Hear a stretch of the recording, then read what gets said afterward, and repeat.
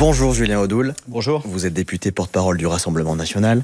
Bonjour Pierrick Bonneau. Bonjour Paul, bonjour à tous. Vous rentrez de Milan, vous avez couvert un grand ralliement de tous les leaders de l'extrême droite européenne. Nous y reviendrons dans quelques instants, mais d'abord, le sergent-chef Florian Montorio, 39 ans, a été tué ce samedi au Liban dans une embuscade visant des casques bleus. Son corps a été rapatrié hier en France. 3 autres militaires français sont blessés. Emmanuel Macron recevra demain le Premier ministre libanais. Beyrouth promet de tout faire pour retrouver les auteurs. Les questions ce matin sont: qui a frappé, pourquoi et que fait la France au Liban? On va commencer par écouter Jean-Marie Bockel, ancien secrétaire d'État à la Défense, qui a lui-même perdu son fils au Mali en 2019. Ça pose d'ailleurs la question, dans ce pays un peu otage du conflit depuis si longtemps, n'ont pas dû devenir. Je pense qu'il faut rester, il ne faut pas abandonner le Liban et particulièrement la France. Par contre, on peut réfléchir au statut de ces forces. Si Marine Le Pen ou Jordan Bardella étaient à l'Élysée ce matin, qu'est-ce que vous feriez concrètement aujourd'hui au Liban? Est-ce que vous maintiendrez les soldats français sur place, oui ou non? Tout d'abord, on a une pensée pour le sergent-chef Montorio, qui est tombé à la fois pour la France et pour la paix dans cette région du monde. Ça confirme le coût humain, la dangerosité de cette mission pour nos soldats engagés sur tous les théâtres d'opération. Il faut quand même rappeler une chose que l'on rappelle depuis 20 ans maintenant. Le Hezbollah, ce groupe terroriste fanatique qui n'a que 2 objectifs. 1, l'éradication de l'État d'Israël. 2, l'extermination des Juifs.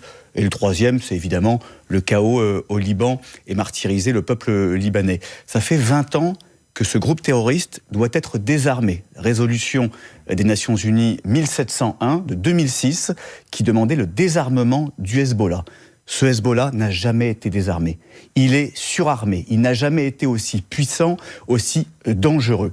Et c'est aujourd'hui le fauteur de crise, le fauteur de guerre dans cette région du monde, et il constitue de facto un État dans l'État au Liban. Et on voit bien que le Liban est menacé constamment par les agissements, par les exactions, par les attaques de ce groupe terroriste qui justifie évidemment la réplique légitime de l'État d'Israël qui cherche à se protéger. Pas, Julien Audoul, ce que vous feriez avec la FINUL, cette force intérimaire des Nations Unies, mission de maintien de la paix à l'ONU. Marine Le Pen a publié un message sur X hier matin, près de 24 heures d'ailleurs après les faits. La France ne saurait accepter que l'on puisse s'en prendre à nos forces armées qui défendent et protègent nos civils.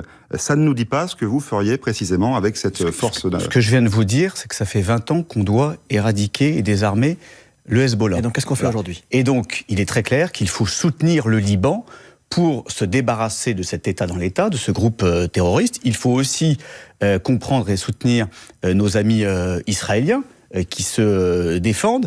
Mais très clairement, on voit bien que ce soit ici, que ce soit au niveau du Hamas à Gaza, si les groupes terroristes sont maintenus, sont toujours armés, il ne pourra pas y avoir de paix, il ne pourra pas y avoir de sécurité. Donc l'objectif principal, que ce soit pour la France, que ce soit pour évidemment le Liban et pour l'État d'Israël, c'est de désarmer et d'éradiquer les groupes terroristes. On entend ce que vous dites avec la France pris en étau entre Israël qui brise en partie le cessez-le-feu, le Hezbollah qui n'a pas désarmé, et une mission qui est complexe parce qu'ils n'ont pas les moyens de les désarmer. Néanmoins, vous ne répondez pas à notre question. La mission de la FINUL, donc la force intérimaire des Nations Unies au Liban, finit le 31 décembre. Est-ce que la France doit rester au Liban, oui ou non? Et si oui, avec quelle mission? Ce que je veux vous dire, c'est que la France doit rester aux côtés du Liban.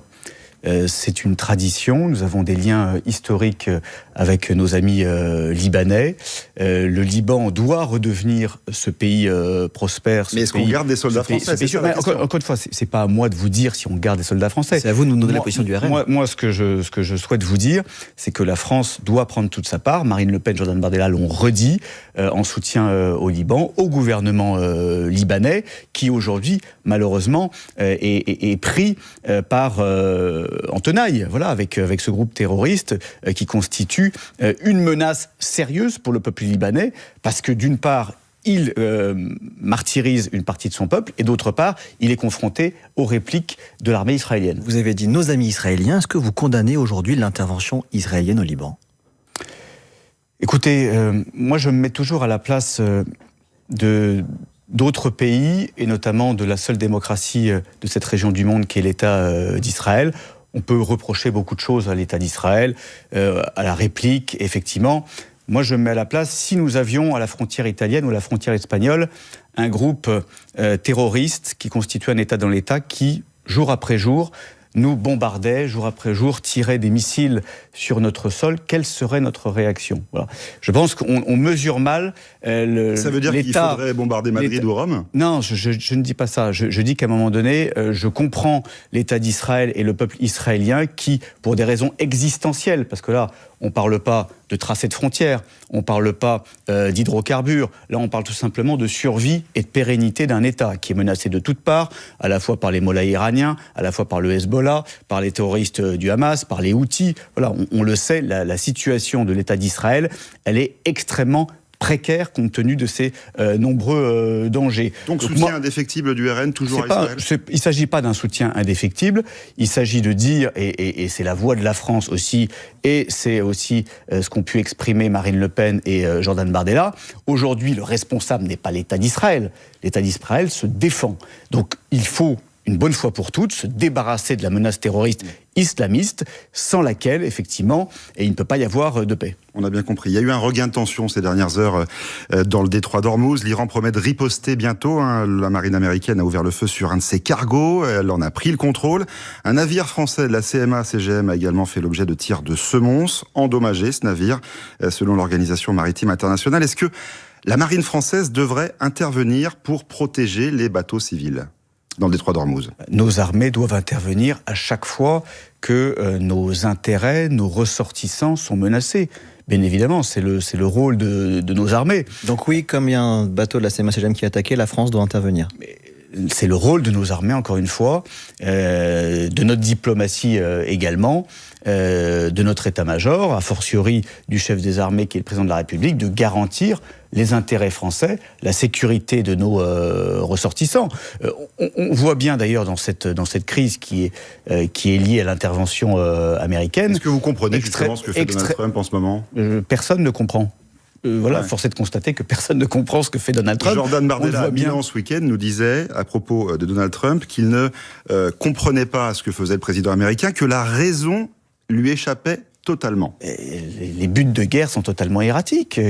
Quel est l'objectif? Au départ, on aurait pu espérer que c'était la déstabilisation ou la fin du régime des mollahs et qu'il y avait une solution politique pour protéger le peuple iranien. Là, on voit bien, après plusieurs semaines, que les buts de guerre sont totalement flous. Donc on n'est pas dans la tête de Donald Trump. Encore une fois, il faut distinguer le peuple américain est toujours un allié, les États-Unis sont toujours des alliés. Pour autant, on ne comprend plus rien de la politique de Donald Trump, on ne comprend plus rien et on peut déplorer les excès de langage, les insultes, les outrances, que ce soit contre le pape ou contre n'importe qui. C'est vrai qu'aujourd'hui, c'est un petit peu nébuleux, c'est rien de le dire. Marine Le Pen a été reçue par l'ambassadeur d'Israël à Paris, c'était en fin de semaine dernière, le RN ne s'en est pas vanté, c'est l'ambassade d'Israël qui a donné l'information. L'ancien ambassadeur d'Israël en France, Elie Barnavi, était dans cet avou sur France 5, lui a dit qu'il ne vous aurait jamais reçu. On l'écoute. Non, je ne l'aurais pas fait. Il n'aurait pas dû le faire. Mais ça s'insère dans une politique constante de la banalisation, si vous voulez, des liens entre Israël et l'extrême droite. Moi, je trouve cela dommageable. Est-ce que votre parti peut vraiment faire oublier son passé? Est-ce que le Parti socialiste peut faire oublier la Francisque de Mitterrand? Visiblement, c'est une vraie question. Est-ce que le Parti communiste peut faire oublier les goulags?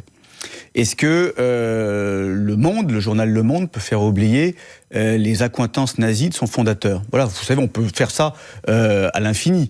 Moi, ce que j'observe depuis de nombreuses années, bien avant le 7 octobre 2023, c'est que le Rassemblement national, le Front national ont été extrêmement clairs dans la lutte contre l'antisémitisme. Rappelez-vous, en 2010, Marine Le Pen a été la première responsable politique à dire que dans certains quartiers français, il ne faisait pas bon être juif.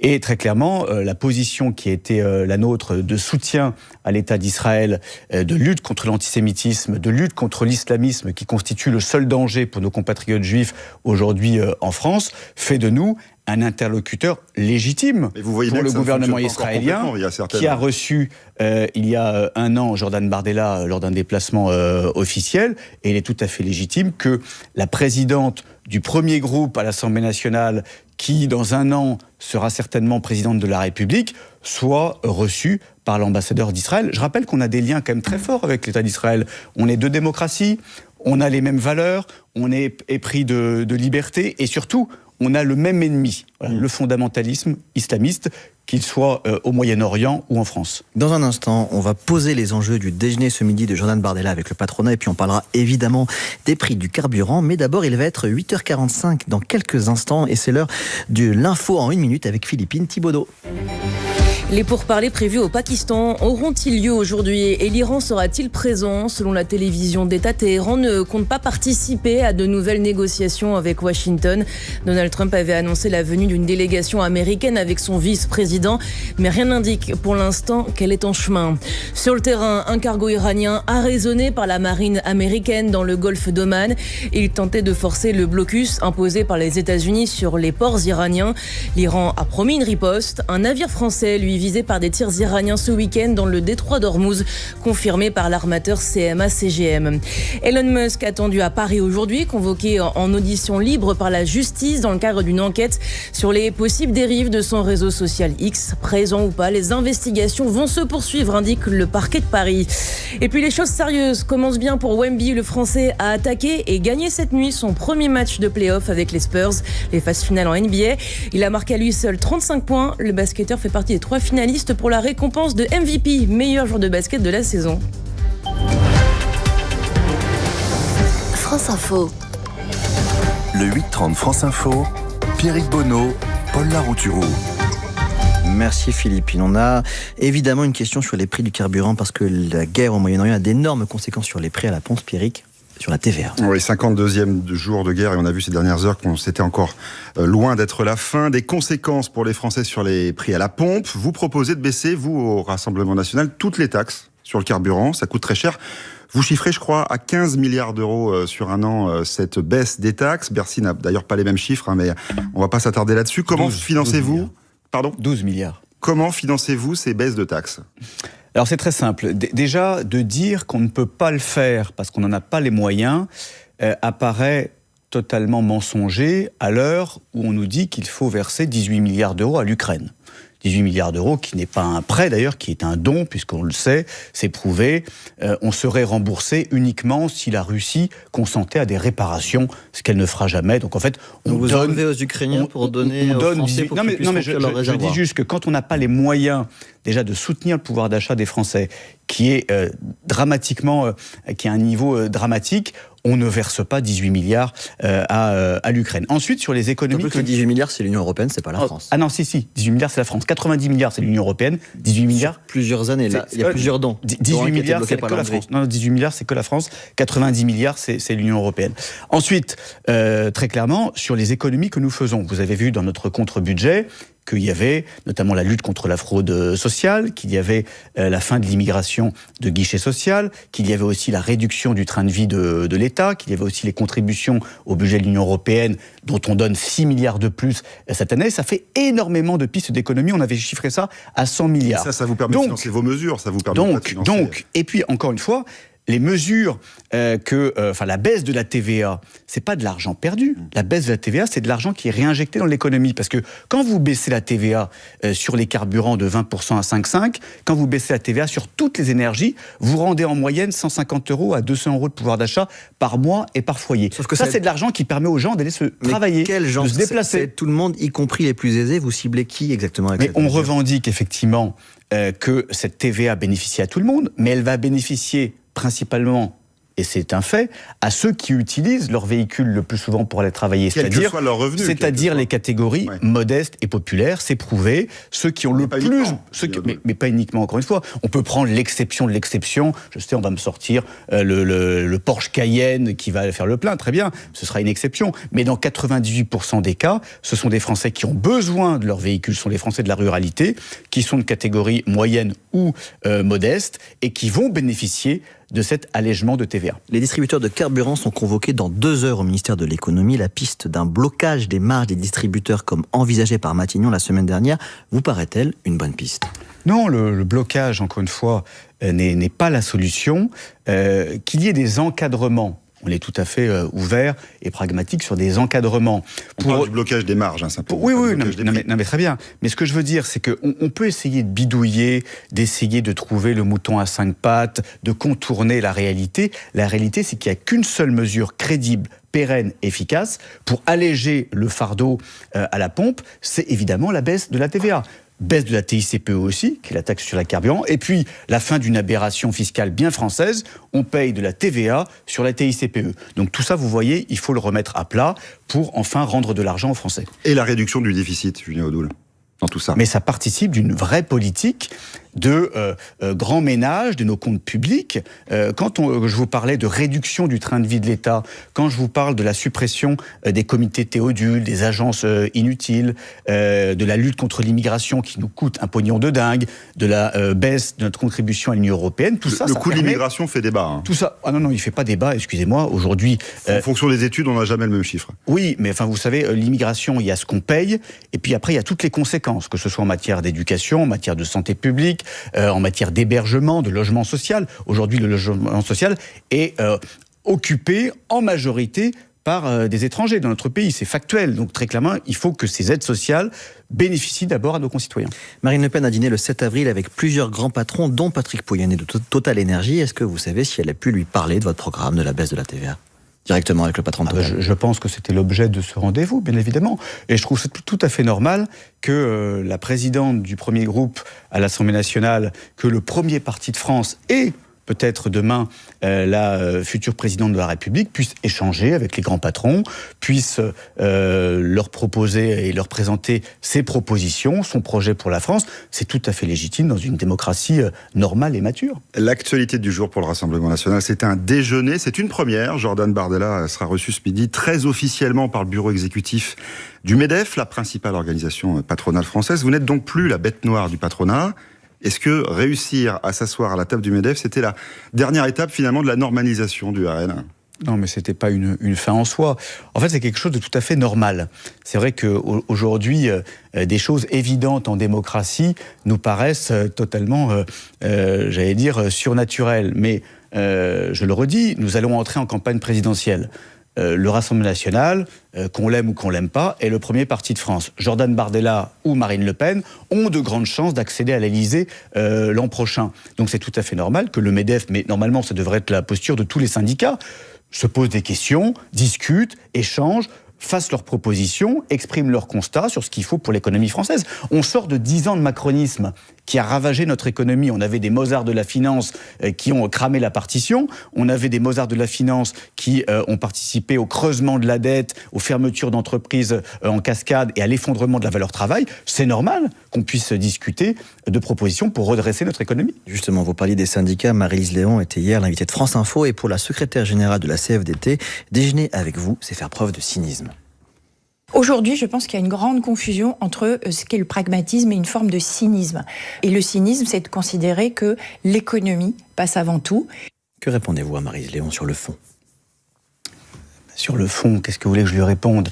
Si elle veut rester cloisonnée dans son idéologie, dans son sectarisme, libre à elle, mais je pense que parmi ses adhérents, il y a un grand nombre, peut-être d'électeurs du Rassemblement national, peut-être que parmi ces adhérents, il y a des gens qui sont intéressés, curieux de savoir ce que l'on propose et qu'on ait un débat responsable sur les solutions économiques et sociales pour sortir notre pays de l'ornière. Très clairement, je veux bien, ceux qui me disent qu'il n'y a pas que l'économie, en fait, sont ceux qui ne souffrent pas de la crise. Ce ne sont pas nos 9 millions de pauvres, ce ne sont pas nos 6 millions de chômeurs, ce ne sont pas les TPE et PME qui, aujourd'hui, sont étouffés, corsetés par les normes, les contraintes et les taxes. Il y a besoin, effectivement, d'un changement économique, social, budgétaire, d'un nouveau cap pour le pays. C'est ce que nous proposons au Rassemblement national. Julien Audoul, vous irez déjeuner avec les syndicats aussi ? Ah mais moi je suis encore une fois ouvert, et nous sommes ouverts pour discuter, pour échanger avec tout le monde, y compris des gens d'ailleurs qui nous combattent politiquement. C'est la démocratie. La démocratie, vous savez, c'est l'échange, la confrontation des idées, des opinions dans un cadre pacifique. Dans une démocratie, on doit pouvoir se parler, on doit pouvoir exprimer ses propositions, et puis après les Français les syndicats se font leur opinion. Le ministre de l'économie n'est pas tendre, Roland Lescure, dans Le Parisien hier. Il estime essentiel de dénoncer votre incompétence et vos incohérences, notamment en matière économique. C'est quoi votre ligne économique ce matin? C'est plus d'État ou plus de liberté pour les entreprises? Est-ce que vous cherchez à rassurer les patrons, comme Jordan Bardella déjeune ce midi, sur votre programme, ou à adapter votre programme à celui des patrons? Monsieur Lescure est un grand comique, mais si j'étais à sa place, si j'avais le bilan qui est le sien, mais je démissionnerais, je demanderais pardon aux Français. Ou au pire, enfin au mieux, j'allais dire, je me tairais. Parce que quand on a engendré 1400 milliards d'euros de dettes supplémentaires, quand on est responsable de faillites d'entreprises en cascade, quand on a dégradé la place de la France à tous les niveaux, à tous les échelons, quand on est responsable aussi de la grande précarité qui s'installe dans notre pays, notamment à l'inflation, au prix des carburants, très clairement, quand on n'a aucune mesure pour le pays, je pense qu'il faut s'arrêter de parler et partir. Voilà. Et c'est ce que nous proposons et ce que nous proposerons à M. Lescure dans quelques mois. À Milan, samedi, Jordan Bardella nous a également confié qu'il allait écrire au chef d'entreprise avec Marine Le Pen pour solliciter des entretiens. Écoutons Thierry Cotillard, le patron du réseau Les Mousquetaires Intermarché. Parti représenté à l'Assemblée nationale et pas dans une petite proportion. Je ne suis pas là pour faire de la politique avec eux. Je suis là pour leur dire, en tant que chef d'entreprise, en tant qu'investisseur, en tant qu'employeur, mes attentes. Vous sentez, Julien Audoul, que les chefs d'entreprise se préparent à votre arrivée au pouvoir? Je pense que les Français, dans leur globalité, se préparent à notre arrivée au pouvoir. Beaucoup la souhaitent, beaucoup l'attendent, et beaucoup aussi attendent de voir ce que nous sommes en capacité de faire pour rompre avec ces 10 années qui ont été dévastatrices pour notre pays. Et c'est tout à fait légitime que les chefs d'entreprise, qui sont des créateurs d'emplois, qui sont des piliers de notre économie, qui sont bien souvent des héros de notre pays compte tenu des charges, des contraintes, des difficultés qui sont les leurs, effectivement, espèrent une bouffée d'oxygène et un changement. On voit bien que depuis 10 ans, ils ont été trahis. Trahis parce qu'on leur avait vendu le Mozart de la finance, la libéralisation, tous les possibles. Or, avec M. Macron, ça a été surtout l'avalanche de taxes, de normes et de contraintes contre ceux qui créent de l'emploi. On en parlait, Jordan Bardella, à Milan ce week-end. Des leaders d'extrême droite sont montés sur scène et ils ont appelé à arrêter totalement l'immigration venant des pays musulmans. On écoute Geert Wilders, le patron de l'extrême droite néerlandaise. On doit arrêter totalement l'immigration venue des pays musulmans. On n'en veut plus. Plus un seul immigré. On n'en veut plus. Et tous les criminels, tous ceux qui veulent vivre selon les lois de la charia, doivent être expulsés de nos pays. Parce que nos racines sont ici, à Rome, à Athènes, à Jérusalem et non à la Mecque. Vous assumez ces propos clairement islamophobes, Julien Audoul, d'un de vos partenaires européens? Alors déjà, moi je dénonce totalement le concept d'islamophobie. L'islamophobie est légale dans notre pays. On a le droit de ne pas aimer une religion. Oui, tout à fait. La citation à la haine raciale n'est pas une opinion, c'est un délit. Alors, attendez. L'islam n'est pas une race. Voilà. L'islam, c'est une religion. Je vous rappelle que Samuel Paty a été tué parce qu'on l'a qualifié d'islamophobe. L'islamophobie est un concept des frères musulmans, je le rappelle, voilà, qui n'a rien à voir... Ça ne vous dérange pas, Julien Audoul? Attendez, non, mais c'est très important ce que vous venez de dire. Qui n'a rien à voir avec la haine que l'on peut avoir contre nos compatriotes de confession musulmane. Encore une fois, la haine des croyants n'est pas admissible et illégale et condamnable dans notre pays. En revanche, on a le droit, effectivement, de dénoncer une religion, on a le droit de critiquer une religion, c'est le droit français. Voilà. Donc, et je rappelle d'ailleurs que vos confrères de Charlie Hebdo, malheureusement, ont été massacrés parce qu'ils ont été taxés d'islamophobes. Il est 8h57 et 37 secondes sur France Info, lors de la question qui, ce matin, la question qui polarise. Vincent Bolloré publie une tribune dans le journal du dimanche, qui est son journal. Il s'y félicite du départ d'Olivier Norat de Grasset, maison d'édition dont il a pris le contrôle, et il révèle son salaire. Est-ce que c'est une méthode que vous cautionnez ? Écoutez, est-ce que ça concerne de l'argent public ? Non. Voilà. Mais est-ce que la méthode, vous la cautionnez ? Donc, ça ne concerne pas d'argent public. Les Français ne crachent pas au bassinet. Il est de la liberté, encore une fois, totale, de groupes privés, de pouvoir déterminer à la fois leur politique, leur recrutement, leur méthode. La méthode vous pose aucun problème. Donc, encore une fois, moi, l'État, les responsables politiques n'ont pas à s'ingérer, voilà, quand il ne s'agit pas d'argent public. Merci Julien Audoul d'avoir été l'invité du 8h30 de France Info. Merci Pierrick.